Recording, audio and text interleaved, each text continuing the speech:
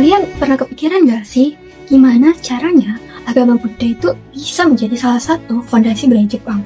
Seperti dari kuil-kuil megah, samurai yang meditasi, bahkan sampai aliran-aliran yang unik banget. Nah, ternyata kisahnya itu panjang banget, penuh intrik, politik, dan lain-lain. Tapi ayo kita jelaskan secara singkat dan sederhana. Dan sekarang, aku bakal ajak kalian jalan-jalan dari abad ke-6 sampai zaman Kamakura.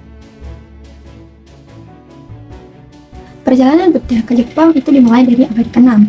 Dan yang menariknya, dari sini tuh agama ini masuk bukan untuk pencarian spiritual, tetapi karena hadiah diplomatik dari kerajaan Baekje di Korea. Ya, literally hadiah lah. Seolah-olah, hey Jepang nih, ada patung Buddha, cobain deh. Tetapi, Jepang saat itu tuh nggak langsung mengiyakannya, tetapi malah terjadi perdebatan panas antara dua klan besar yang ada di Jepang, yaitu Shoga dan Mononobe dan Nakatomi nih. Nah, Shoga ini merasa tertarik dan wah, ini keren, ayo kita adopsi aja gitu. Sedangkan Mononobe dan Nakatomi ini tuh menentang adanya agama baru ini.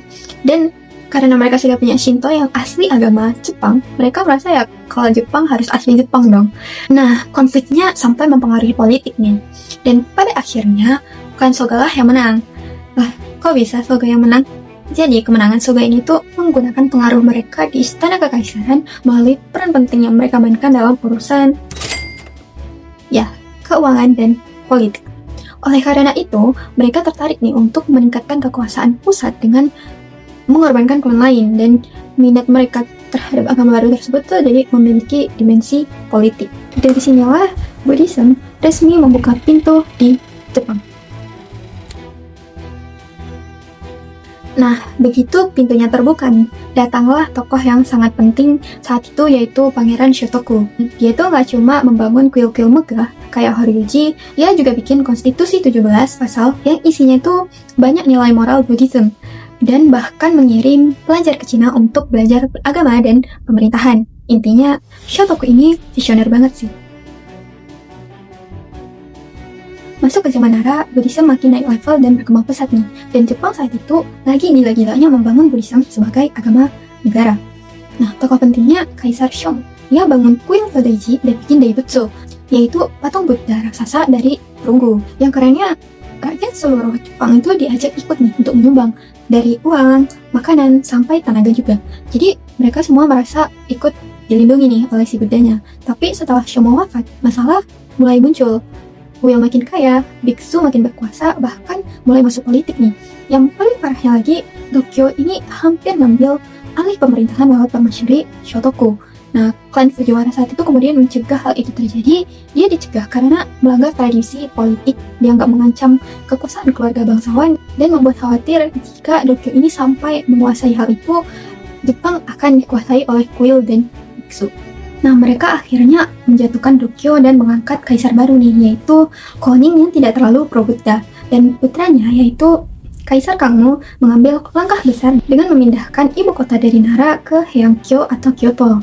Nah, tujuannya yaitu untuk menjauhkan diri dari kuil-kuil Nara yang sudah terlalu berpengaruh.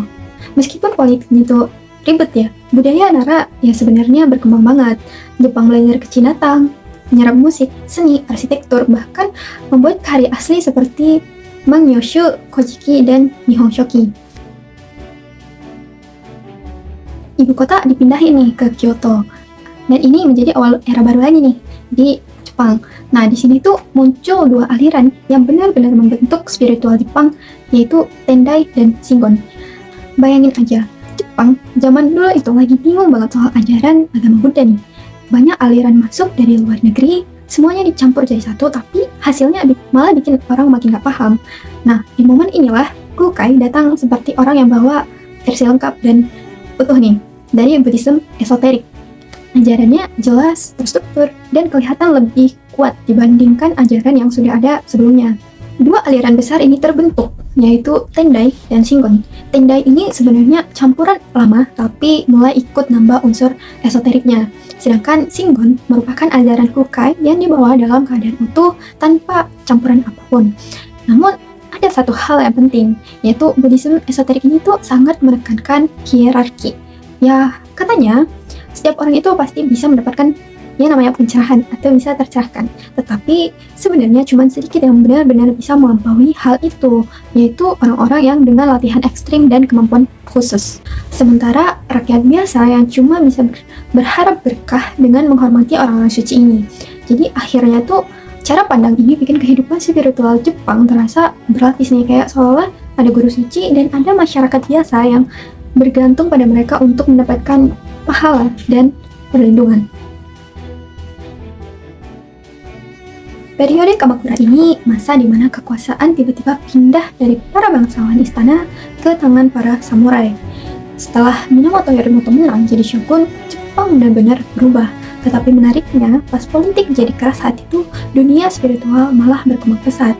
Dimana di masa ini tuh lahir dua aliran Buddha yang dampaknya gede banget sampai hari ini. Yang pertama yaitu Buddhisme, tanah suci, yang ajarannya simpel tapi powerful. Kayak cukup percaya sama Buddha Amida dan melafalkan namanya, kita itu dianggap bisa lahir di tanah suci. Nah, ajaran ini tuh bikin masyarakat bisa merasa punya harapan nih, tidak dengan ajaran yang sebelumnya.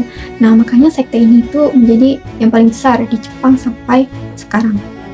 Yang kedua yaitu aliran Zen. Aliran ini tuh lebih filosofis dan fokusnya meditasi, hening, dan langsung melihat hakikat diri. Zen ini tuh nantinya yang banyak diambil oleh para samurai, karena ajarannya soal disiplin dan ketenangan tuh cocok banget sama kehidupan prajurit. Dan bukan cuman ajarannya, seni di zaman Kamakura ini juga meledak gitu. Ya, jadi meskipun Jepang waktu itu sibuk perang, dunia Buddhism dan seni malah lahir dalam bentuk yang paling kuat dan paling indah. Nah, kalau kita lihat perkembangan Buddhisme dari Asuka sampai Kamakura, dampaknya ke masyarakat Jepang itu besar banget ya. Bukan cuma soal kuil munggah atau tokoh-tokoh penting, tapi cara mereka hidup juga ikut berubah. Nah, sejak awal Buddhism mengenalin cara pandang baru tentang hidup, ketidakkekalan, karma, belas kasih, dan harapan.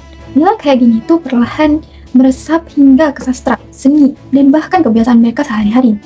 Nah, kuil juga di saat itu menjadi pusat ilmu. Banyak biksu belajar ke Cina, lalu pulang bawa pengetahuan baru.